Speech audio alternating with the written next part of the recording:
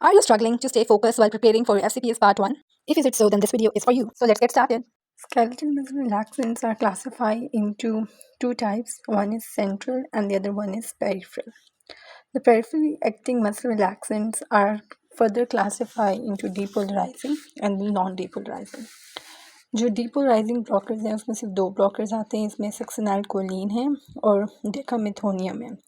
Decamethonium is no longer used. Succinylcholine that is an ideal muscle relaxant, and it has number of side effects which can be remembered by the mnemonic Maham, got, big eye, and brain. M is for muscle pain, that is myalgia या muscle soreness होती है. A से anaphylaxis है. Hypersensitivity होती है. Hyperkalemia. A से is apnea, and the other M is for malignant hyperthermia. G is for GIT secretions. Intragastric pressure increase हो जाता है और इसमें GIT के जो मस्कुलिनिक रिसेप्टर्स होते हैं वो स्टिमुलेट होते हैं. That increases the GIT secretions and peristalsis. B is for bradycardia because suxamethonium जो होता है वो मस्कुलिनिक रिसेप्टर्स पे एक्ट करता है, लेकिन हाई डोजेस पे टेकी भी हो सकता है because at high dose it can also stimulate the nicotinic receptors. I, the ocular muscles are multiple innervated muscle. They undergo tonic contraction after succinylcholine and they increase the intraocular tension. B is for brain, CNS. By causing the contraction of the neck muscle, they block the jugular venous outflow and it increases the intracranial tension. The next thing is non-depolarizing blockers. They have this slow onset of action as compared to the depolarizing blockers, and they can be classified according to the chemical structures and also according to their duration of action. So they are steroidal compounds and they are benzodiazepine, benzyl isoquinones compounds. The steroidal compounds, important thing about steroidal compound is कि उसके नाम में क्यूरेनियम आता है, क्यूरोनियम, the one with the N. और जो benzyl isoquinones होते हैं उनमें क्यूरियम आता है, curium, no N, right? And the important thing is that steroidal compounds, they have the vagolytic activity, and the other one, the benzyl isoquinones, they have the property of release of histamine. जो आगे steroidal compounds की classification है long acting, intermediate acting and short acting.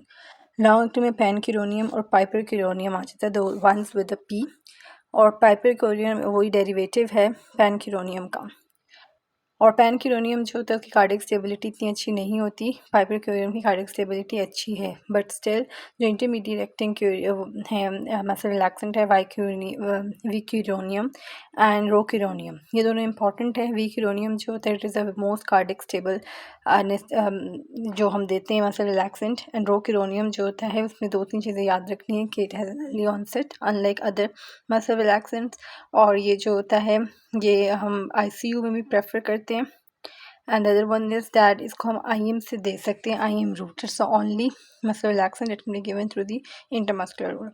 रापाक्यूरोनियम जो होता है वो short acting muscle relaxant है जो स्टेरॉइड कंपाउंड्स में आता है. नाउ आइसोक्यूरियम्स के अगर उसमें क्लासीफाई करें लॉन्ग एक्टिंग में, उसमें डी ट्यूबरक्यूरे एंड डॉक्साक्यूरियम. डॉक्साक्यूरियम जो होता है उसका लॉन्गेस्ट एक्टिंग टाइम है, एंड इंटरमीडिएट में एट्राक्यूरियम, सिस एट्राक्यूरियम एंड मीटाक्यूरिन आ जाता है. अब जो सिस एट्राक्यूरियम है, एट्राक्यूरियम की जो बात याद रखनी है उसमें यह है कि इसकी जो डिग्रेडेशन होती है वो प्लाज्मा में स्पॉन्टेनियस प्रोसेस होती है, जिसे हॉफमैन डिग्रेडेशन कहते हैं, जो pH and temperature dependent reaction होता है. द अदर थिंग इसका ये है कि इसका जो एक मेटाबोलाइट होता है लॉडोनसिन, वो ब्लड ब्रेन बैरियर को क्रॉस कर जाता है. अदर वन जो है मेट्राक्यूरिन और सेसेटोरियम. मेट्राक्यूरियम में सारे इंटरमीडिएट एक्टिंग है, उसको निमोनिक AMC हम यूज़ कर सकते हैं.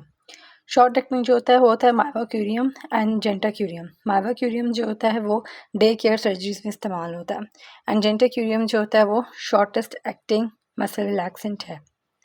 If you come to the central muscle relaxant, उसमें जो डाइजीपैम, बैक्लोफेन, टीजोलिडीन, क्लोराजेक्सोजोन्स, ये सारे सेंट्रल मसल रिलैक्सेंट हैं और ये यूज़ किए जाते हैं ऐसी टेटनस में, मसल स्पैज़म में, स्पैस्टिक न्यूरोलॉजिकल डिजीज़ में, क्लोज रिडक्शन, डिसलोकेशन जो होती है ऑर्थोपेडिक में, उधर यूज़ करते हैं. They are the drug that produce muscle relaxation to central mechanism both at supraspinal and the spinal level. Polysynaptic reflexes involved in maintenance of muscle tone and inhibited by these muscle relaxants. All right, so this was all about the muscle relaxant. This is an important topic for those who are preparing for anesthesia CPS part 1. I hope this video was helpful for you. So keep watching for more videos. Don't forget to subscribe my channel.